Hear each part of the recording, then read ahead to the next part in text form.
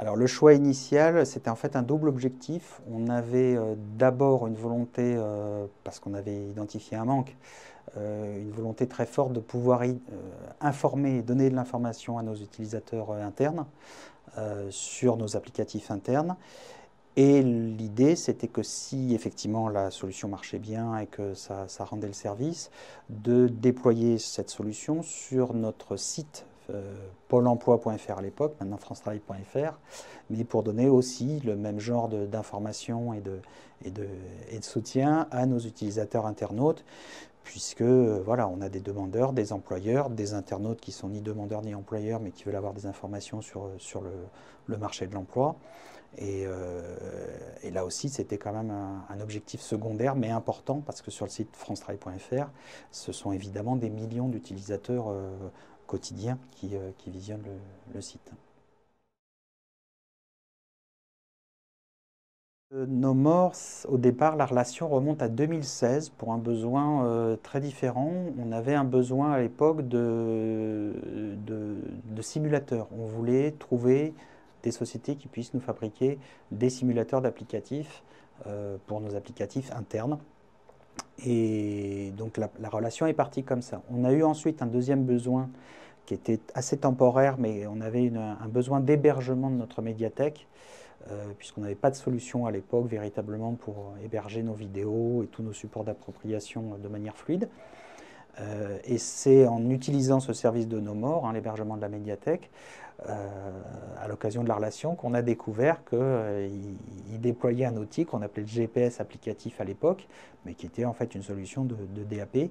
Et c'est comme ça en fait qu'on a découvert les solutions d'adoption digitale, et forcément ça nous a beaucoup intéressé. Et c'est comme ça qu'à partir de 2017, on a commencé à vraiment travailler et à réfléchir sur l'implémentation de solutions d'adoption digitale à France Travail. Alors, le déploiement de Kanaos, c'est d'abord, en tout cas sur les solutions d'adoption digitale, hein, on a commencé par un POC, hein, un Proof of Concept, hein, en 2017 sur un applicatif RH, Cyrus, pour étudier et tester un peu la solution. Test qui a été très très concluant. Donc on a contractualisé avec Nomore à partir de 2018, d'abord sur 4 applicatifs. Et puis ça a très très bien fonctionné et on était sur 16 applicatifs en 2019 et puis ça a été exponentiel jusqu'en 2024. On doublait quasiment le nombre d'applicatifs chaque année. Et en 2024, on était sur 119 applicatifs. Et là, mi-2025, on est à plus de 150 applicatifs sur lesquels on a déployé de la guidance euh, pour nos applicatifs internes, plus le site francetravail.fr évidemment. Alors le contexte de France Travail et de la DSI de France Travail, il est quand même déjà qu'on est sur un périmètre un patrimoine applicatif important, puisqu'on est en gros, et je ne parle que des applicatifs métiers, sur 250 applicatifs, on est sur 250 applicatifs métiers aujourd'hui, donc un patrimoine quand même important. Et deuxième caractéristique qu'on a, on est sur un rythme d'évolution de ces différents applicatifs qui est assez soutenu, puisqu'on a des évolutions de versions mensuelles, plus trois grosses versions trimestrielles par an. Ce qui veut dire des évolutions quasiment en permanence de chacun de ces outils, ce qui nous pose d'ailleurs des problèmes d'appropriation, notamment dans le réseau pour les conseillers, d'appropriation de ces évolutions qui interviennent j'allais dire en permanence. Et donc la guidance, enfin les solutions DAP et Nomore en particulier, nous permettent de résoudre une partie de cette problématique et d'accompagner les évolutions de ces outils.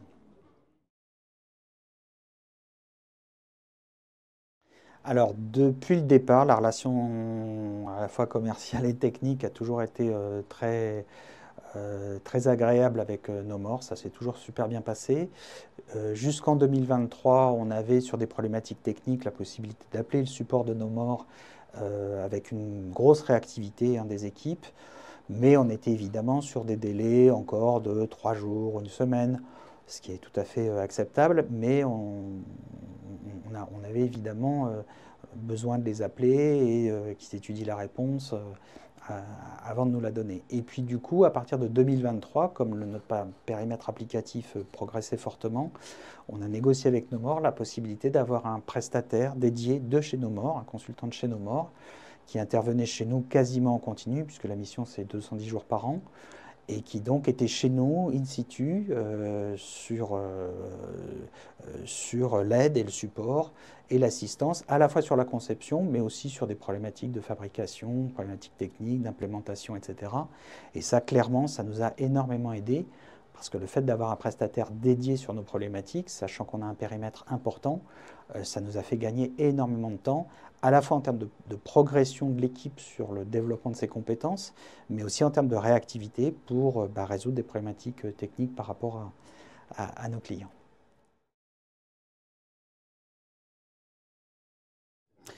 Alors les retours des utilisateurs depuis le début de la guidance sont extrêmement positifs parce que un des gros avantages des solutions DAP, dont la solution de Nomore, c'est quand même de pouvoir donner directement de l'information dans un applicatif à l'endroit qui va bien, sans avoir à aller chercher de la documentation, ou des supports ou des explications à l'extérieur dans un SharePoint, un espace documentaire dédié, etc. Donc ça c'est le gros plus et c'est un retour récurrent qu'on a.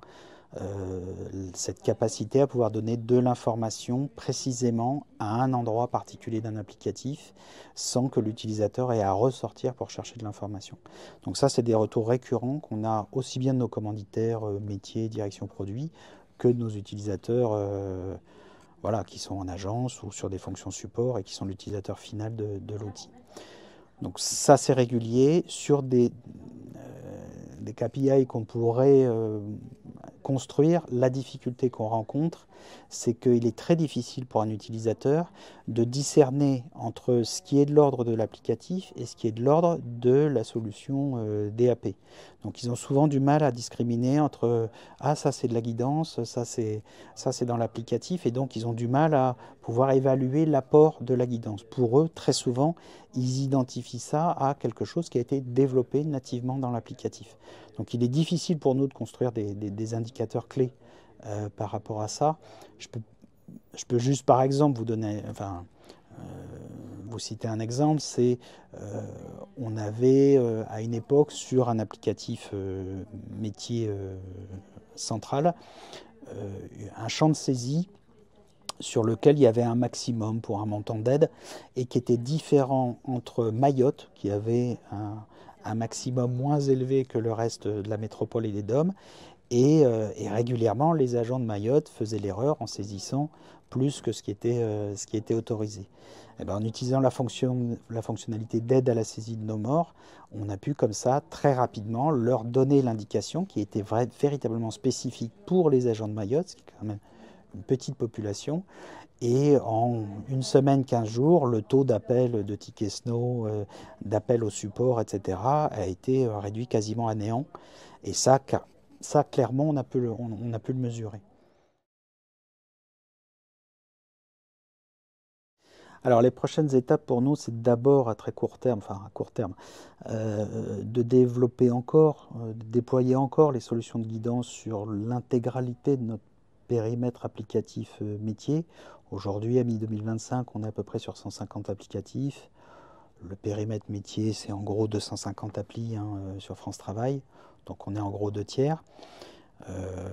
Et puis régulièrement, donc voilà, on a de nouvelles commandes, de nouveaux besoins de guidance sur de nouvelles applis. Donc ça, c'est, je dirais, un travail en continu. Deuxième objectif, ce serait de développer deux fonctionnalités qui, pour moi, ne sont pas encore assez développées au niveau de nos demandes et de nos commanditaires, en tout cas. C'est les guidages, la possibilité de faire du guidage pour guider un utilisateur sur des actes métiers sur un outil. Ça, c'est quelque chose qui, à mon avis, enfin à mon goût, n'est pas assez utilisé. Et puis les feedbacks, c'est-à-dire la possibilité d'avoir du retour utilisateur, soit purement quantitatif, soit qualitatif, et les deux, quanti ou quali, pour avoir du retour utilisateur sur ce qu'il pense de son applicatif. Et le feedback et le retour utilisateur devient d'autant plus important que la DSI de France Travail, je dirais, se place dans le cadre de la réforme France Travail au cœur d'un écosystème applicatif qui évolue beaucoup avec de nouveaux acteurs. les conseils départementaux, les missions locales, les Cap Emploi, demain sûrement d'autres acteurs, et où quelque part la DSI de France Travail devient un peu un proposeur de solutions, un éditeur de solutions, et donc dans ce cadre-là, avoir du retour utilisateur, c'est quelque chose qui devient prégnant et stratégique pour nous, mais aussi pour ces nouveaux acteurs qui interviennent dans l'écosystème. Et puis un troisième objectif serait peut-être d'explorer, de développer, parce que c'est une volonté assez forte de la direction, toutes les possibilités et les promesses de l'IA sur les solutions de guidance, et donc voilà, d'explorer ce champ-là de l'utilisation de l'IA pour la guidance.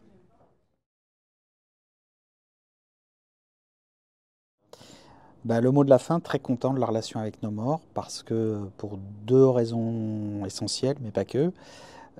D'abord, la facilité de prise en main de l'outil Kanao.